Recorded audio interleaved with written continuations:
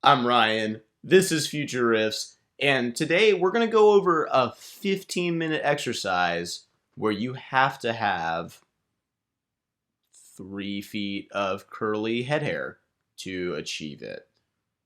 So start growing your hair out.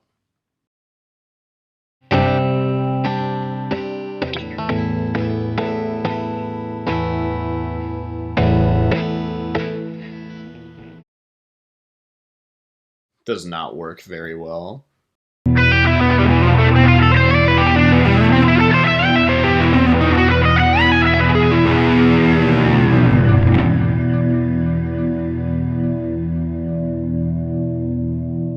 Okay, but for real, we are going to do a 15-minute exercise today.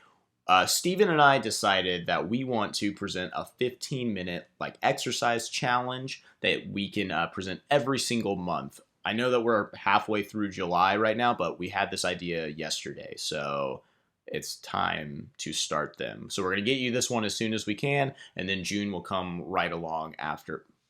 It's July. What month comes after July? August. There you go. The August one will show up next, not June. We are not time travelers. Today's 15-minute exercise is going to be based around some D open position chords. Let me jam on them a little bit just to show you guys what they sound like, and then I'll go back and completely explain myself.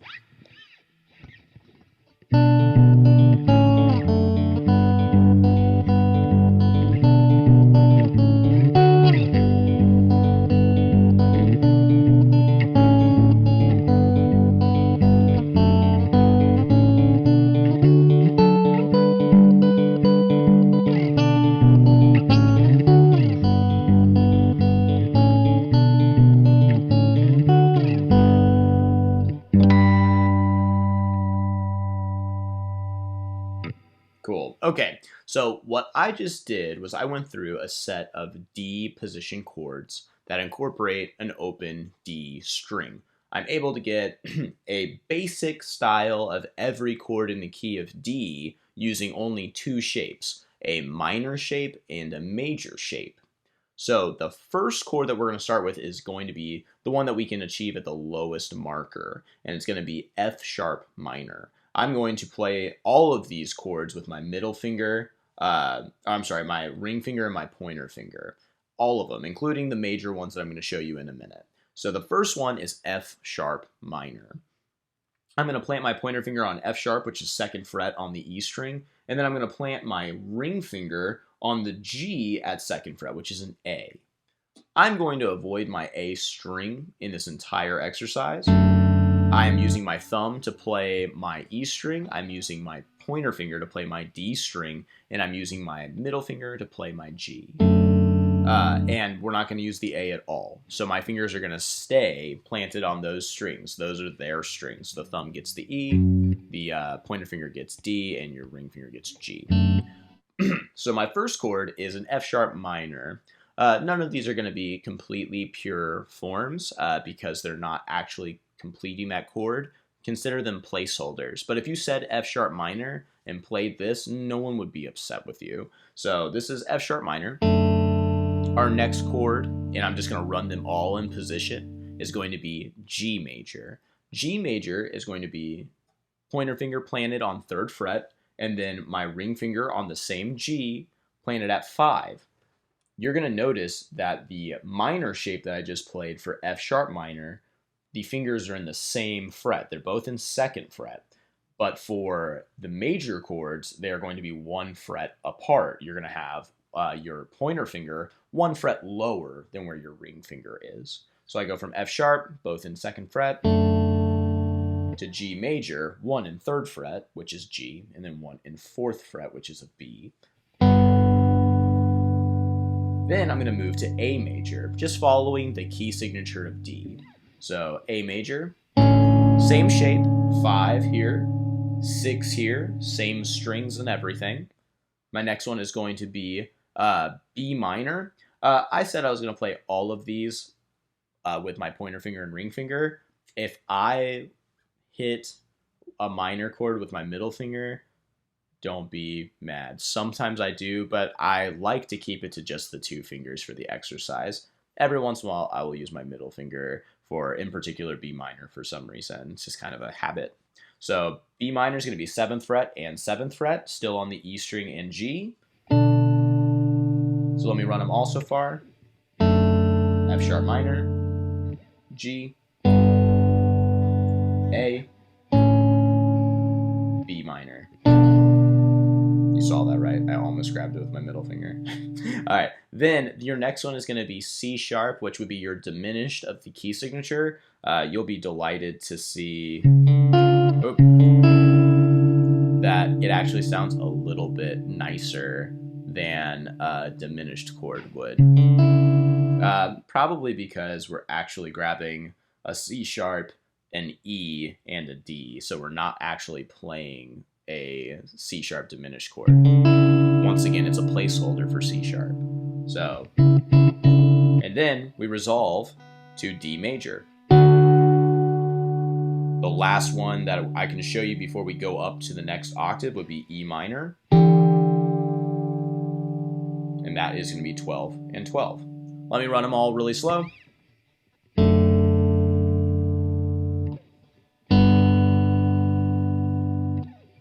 A major, so F sharp, G, A major, B minor,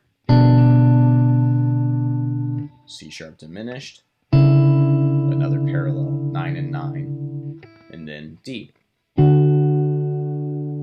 Okay, so the 15-minute exercise part of this, we are going to be building chord shapes, accuracy in big jumps, chord progression fluidness, and the biggest one, finger style playing, will be the biggest achievement that you're going to get from this, because we're not doing this with a pick. So let me run a couple chord progressions in this format. Let's see what we can do here. I'm going to start really simple, and then we are going to get more and more wild with it. So the first few minutes of your 15-minute exercise, actually, you know what? I'm going to be real specific. Your first 5 minutes should be on a simple, either ascending or descending chord progression. I'm going to do descending. I like playing my 6, 5, 4. So I'm going to play B minor, A major, G major. Sometimes I'll refer to my chords as numbers. If you are confused by that, check out our Nashville numbers video. It'll clear all of that up. Ooh, my hair. Right away. So let's play a 6, 5, 4 with a simple right hand picking pattern.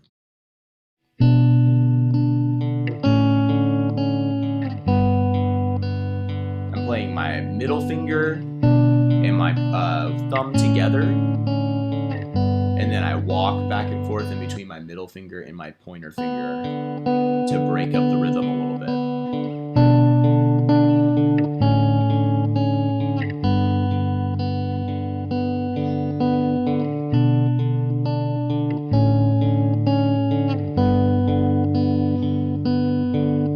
So after a few rounds of that, and after you're nailing it a few times in a row, you really want to be able to play it on loop correctly several times in a row.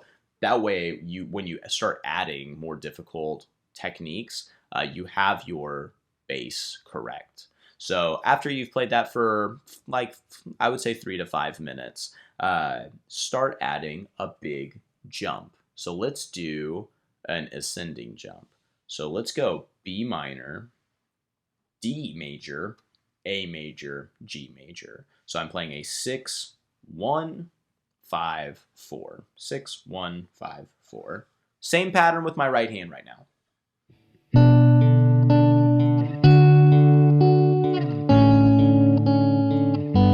It's a little bit more melodic. See, I could like play this as a song.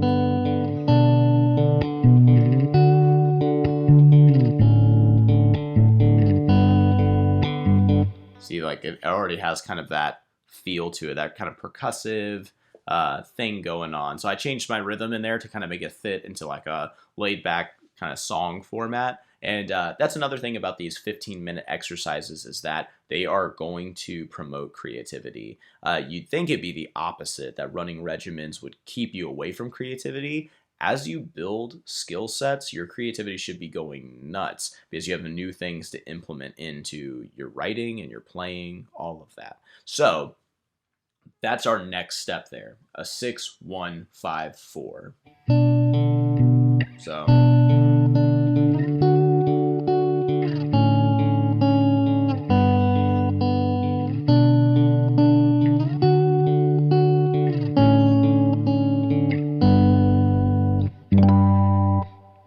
So that's the next step. So we have two so far.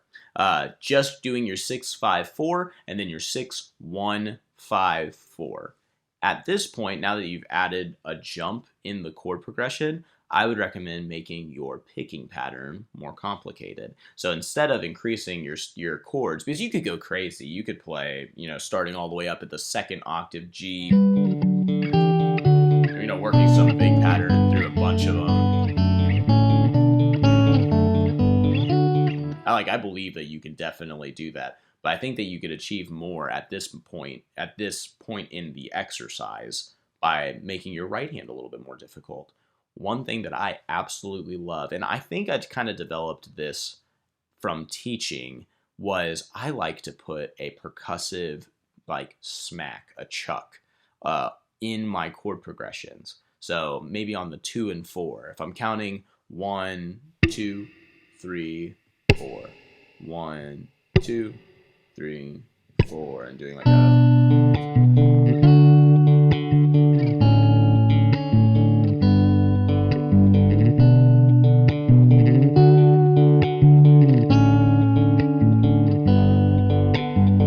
I think I originally started doing that to keep meter for other people learning with me, but now it is a huge part of my regular playing. I love the sound of the percussiveness. I think it's so cool. So I just did the 6-1-5-4, but with a percussive slap on the 2 and 4 of the measure. So I can go.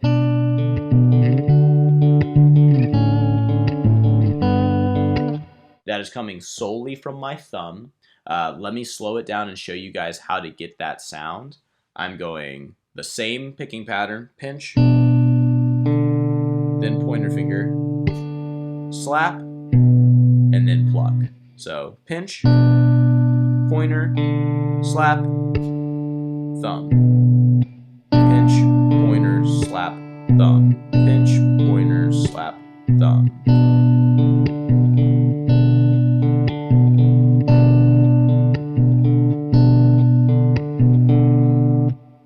Even slower. I feel like that's necessary.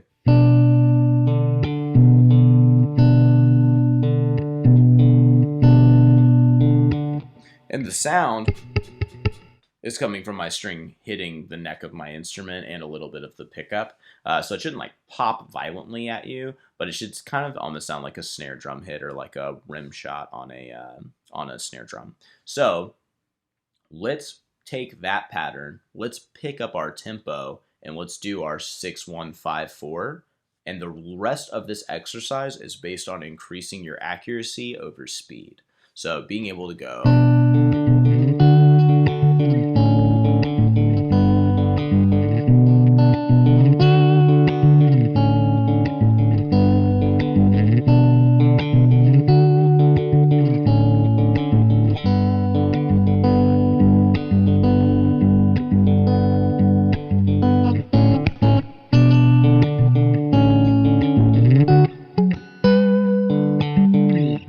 So I am noticing too that at the beginning of this video I said I was primarily going to use my pointer finger and ring finger. I'm using my middle finger quite a lot to grab these the minor position chords.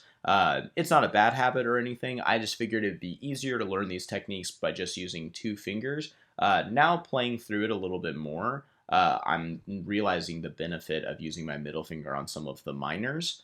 Either way that you practice it, it's going to be just fine and you'll still be able to develop a lot of speed. My brain just naturally wants to go to using my middle finger. So let's recap a little bit. How are we using our 15-minute exercises? We are starting with our 5 minutes of 6-5-4s or any ascending or descending pattern. I would pick 3-4 chords at the absolute most in a very simple finger style pattern. So, oh, we were going like this.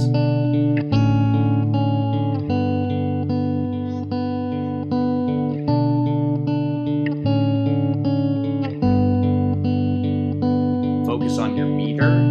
Focus on how loud each note is. You want everything to be nice and even. You want to feel confident in your riff before moving on from this point. Then the next step, the next 5 minutes, will be jumping those chord progressions. Adding that big fret gap in there is pretty difficult, actually. And you'll kind of find it landing your fret as you're scooting around. The bigger the gap, the riskier the jump is. And especially when you're wanting to keep everything legato and connected, you're trying to keep that pressure down, so you'll hear a lot of sliding into wrong frets and things like that. It's fine. Just keep working at it. So 6, 1, 5, 4 for 5 minutes.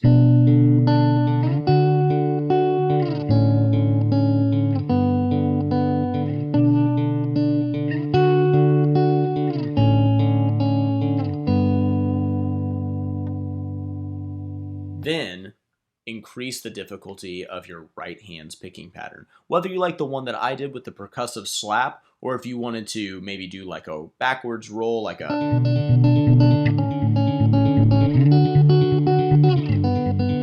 or the one I was doing.